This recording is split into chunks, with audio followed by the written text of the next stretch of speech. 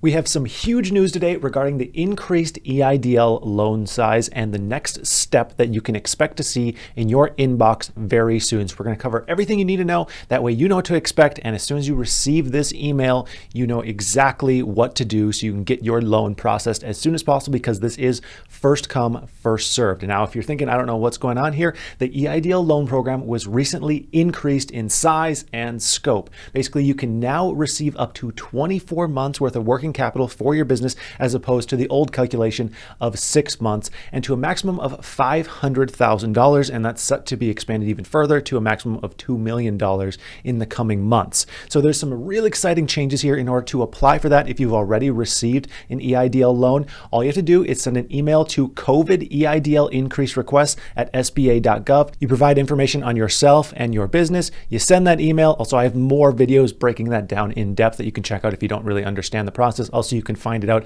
on the sba.gov website. But you send in that email, and then you might receive a confirmation email back. If you don't receive a confirmation email back, though, do not worry. They've said this is just an automated thing. It's only going back to some people because their system is still overloaded at this point. But don't worry, and they're saying don't send more than one email in to this email address. But now we have the next step moving forward. So last week I told y'all that what am I from Texas? That just flowed out. I told y'all that that we can expect movement this week regarding the next steps, and here they are. So starting today, the SBA just told me that they're rolling out additional emails with the next step on this loan process. So they're saying the email should arrive from an sba.gov domain, and it will most likely be COVID EIDL increase request at sba.gov. This is the email that you're going to receive the message from.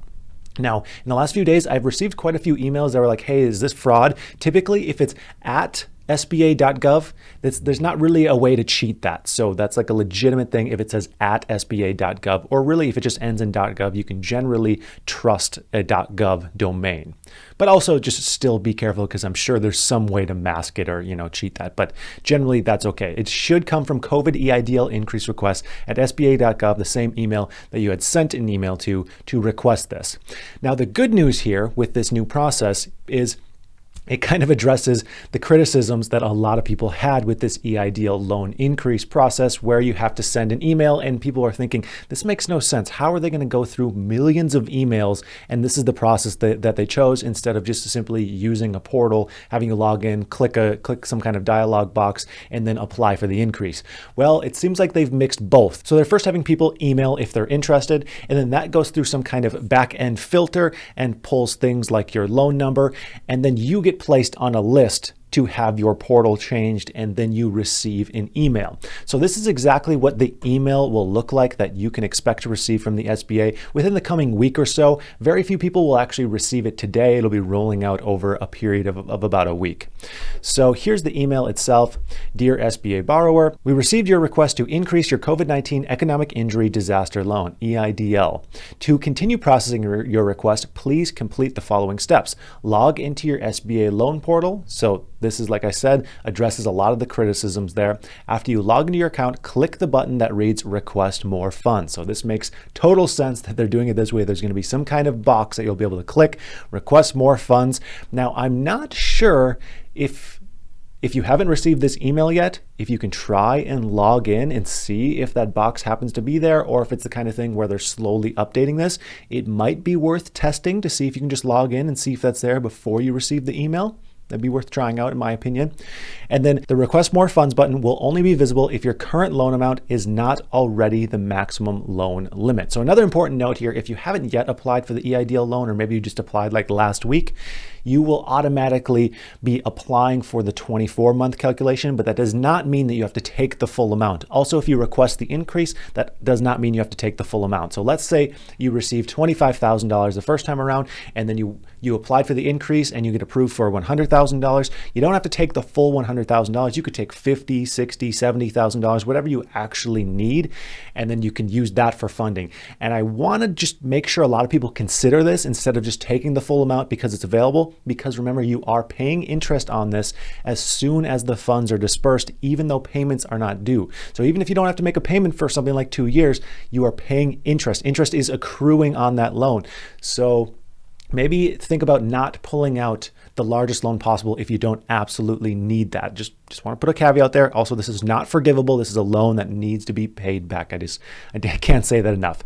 Now, next, you'll be asked to disclose if any changes have occurred since the original EIDL application was submitted, such as any of the owners of 20% or more of the applicant business currently being involved in a bankruptcy. I assume this would also apply if there's a change in ownership or a change in address, but you'll have to know for sure once you actually log into your portal. Number 4, you will also be asked which form was used for your business's most recent tax return. They say this could be the Form 1040, which is most people, the Schedule C, 1040 is most people, Schedule E, Schedule F, 1065, which is the partnership, 1120S, which is the S corporation, that's what my business uses, or the 1120, which is a C corporation. You're gonna have to confirm, hey, which tax form did you use in the last year, because it may have changed since your original application. If you use your 2019 tax return and then your entity changed, then your tax form would also change. So make sure you keep a close eye on that.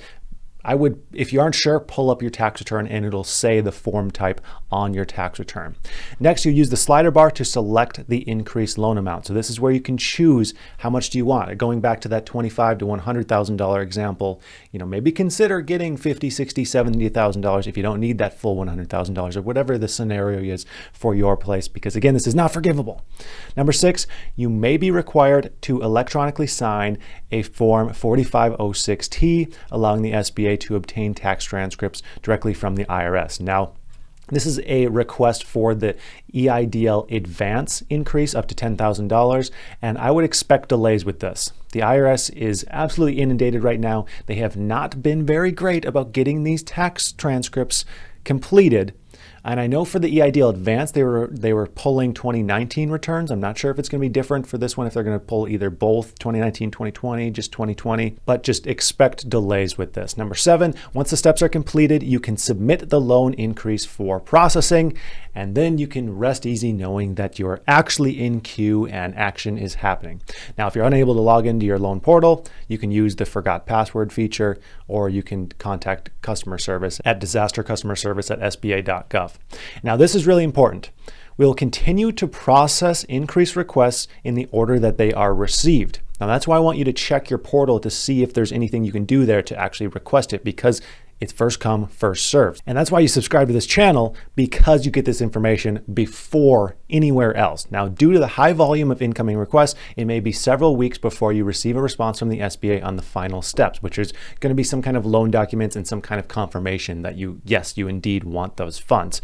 If you have any questions regarding the COVID-19 EIDL program or SBA's COVID relief, you can visit their website, they're saying, or you can still contact Disaster Customer Service at sba.gov. So I'm really glad to see that there were some changes here, some much needed changes to actually utilize that portal that they work so hard to build to increase the loan sizes here. That really lets me just take a deep breath and know that, okay, we're not just completely relying on emails sent to a specific email address containing the right information to process these requests. Now, again, it could be a week or so before you actually receive this email because they're rolling it out, but go ahead and check your portal to see if there's any updates. I don't want to say that's for sure going to happen. It might be the kind of thing where you have to wait for that email, and that's actually when your portal is updated, but it's worth checking out and seeing. Also, we're going to have some big updates regarding the $5,000 EIDL grant coming very soon. So make sure you like this video and subscribe with your notification bell on. That way you don't miss any important updates in the future. Check out the links in the description where you can get some free stocks, you can get some free crypto. There's some really good deals down there. And of course, have a profitable day.